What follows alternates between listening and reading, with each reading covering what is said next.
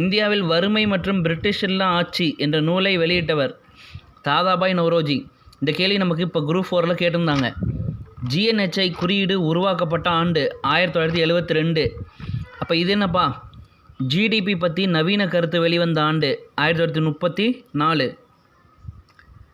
GST வரி அறிமுகம் செய்த ஆண்டு 1954. ஹெச்டிஐ குறியீடு உருவாக்கப்பட்ட ஆண்டு 1990. அந்நிய செலவாணி கட்டுப்பாட்டு சட்டம் இயற்றப்பட்ட ஆண்டு 1973.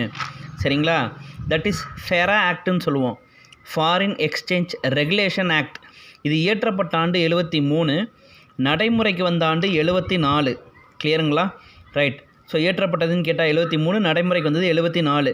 அதே FEMA act, foreign exchange management act, அந்நிய செலவாணி மேலாண்மை சட்டம் 1999. WTO world